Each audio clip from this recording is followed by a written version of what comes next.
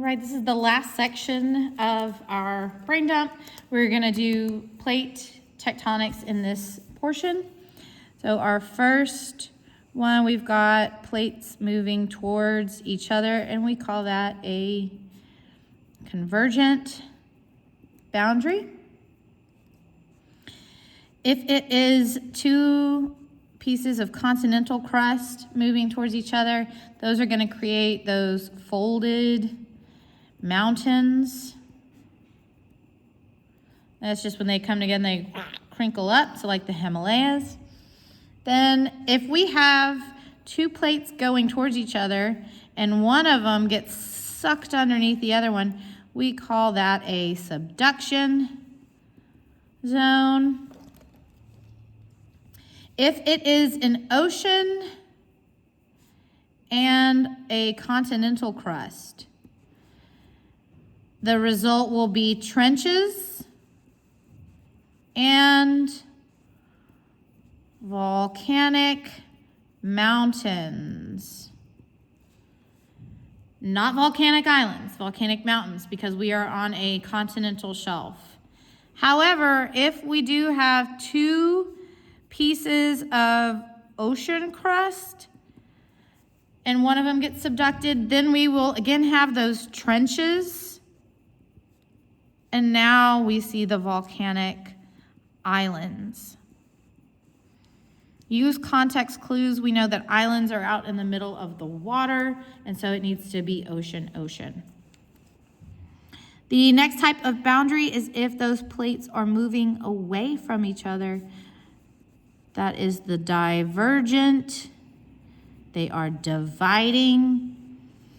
If it is happening on land, that is the Rift Valley. If it is happening in the ocean, that is our mid-ocean ridge. Again, use context clues. If you see that it's described as an ocean ridge, we know that it's going to be underwater and it's two pieces of oceanic crust. The first two, these are what we would call the destructive.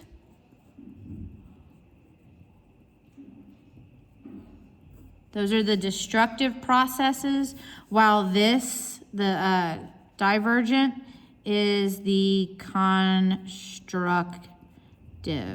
So I'm destroying crust here, but here I am creating new crust.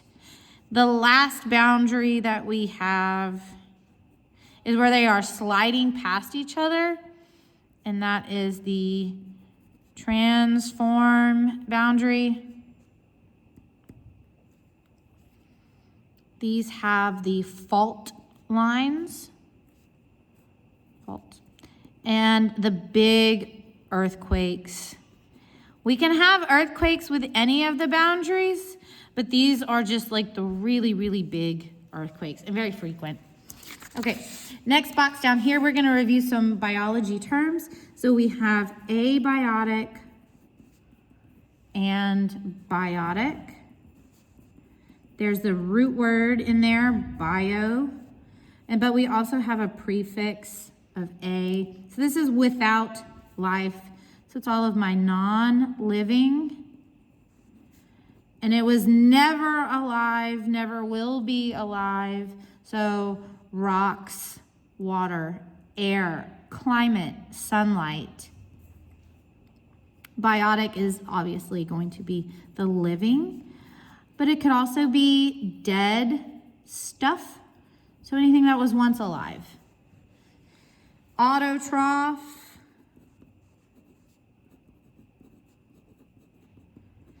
And heterotroph.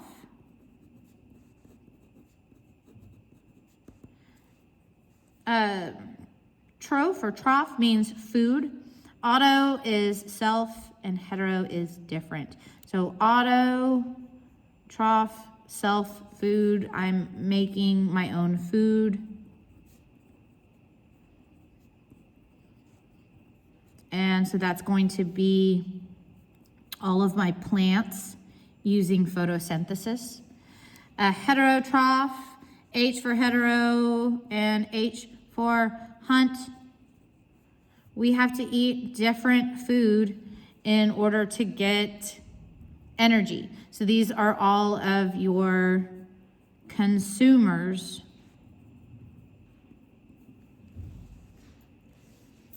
All right, then we have prokaryote and eukaryote.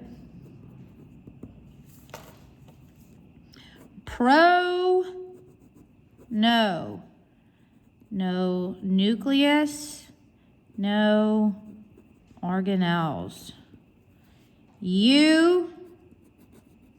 True nucleus.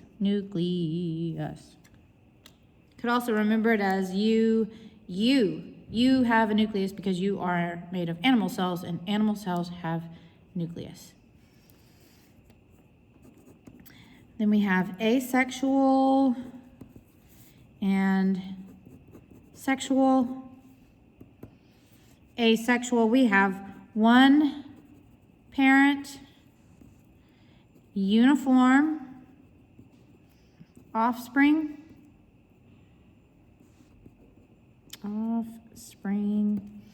and no variation. And that is the ultimate downfall of asexual reproduction, that there is no genetic variation. Sexual has two parents, diverse offspring, and genetic variation, which is what makes sexual reproduction better for the ecosystem, because we have that genetic variation. All right, we're gonna do a few body systems here. Just some of the ones that we don't want to mix up are some of the harder ones. So we'll do circulatory. We know that that is the heart, veins, arteries. We could include capillaries and the blood. The main job here is to circulate oxygen. We are transporting that oxygen throughout the body. Not to be confused with the respiratory, which is the lungs, trachea, bronchi, alveoli, all that. This is going to exchange the gases. So taking in the oxygen and getting rid of the CO2. Exchange the gas. Endocrine, a lot of students forget about the endocrine. This is our hormones that are secreted by glands. And it's all about maintaining balance. And we call balance homeostasis. Lastly, we'll do the urinary or the excretory. It's another one that students kind of forget about. And this is our bladder, kidneys. It could be the ureters, all the other tubes. When we think of the excretory, we want to exit the body. So we're getting rid the waste from our body. Last section, we've got convection currents. We know that cool sinks, and it's because it is more dense, and heat rises because it is less dense. Wind will always move from high to low pressure. A high pressure weather system will be happy weather. So it is clear, low humidity, sunny, pretty day. A low pressure day is the lousy weather. So it is humid, overcast, yuck. Land and sea breezes, we want to remember the land always wins, meaning that the land heats up quicker and it will cool off quicker.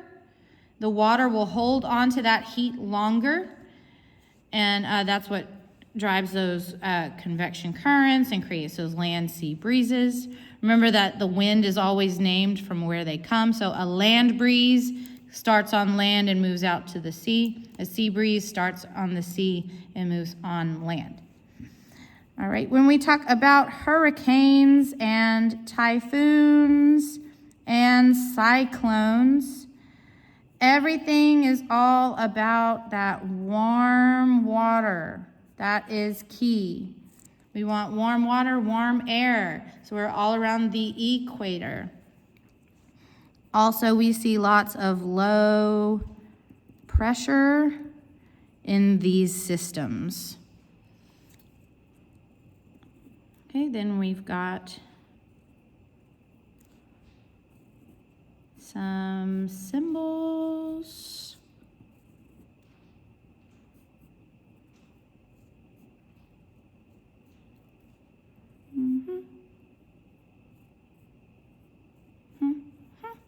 All right, my little half circles, they're like little rising suns, and that's my warm front. The sharp, pointy ones remind me of icicles, so that's a cold front. When they're on both sides, no one's going anywhere, so that is a stationary front. And when they are both on the same side, that's the weird one. And it's got a weird name, occluded. Rain can happen with any of them. This is generally the most severe. And this is rain that will stay for a couple of days. Okay. Yay, all done. Hope you liked it.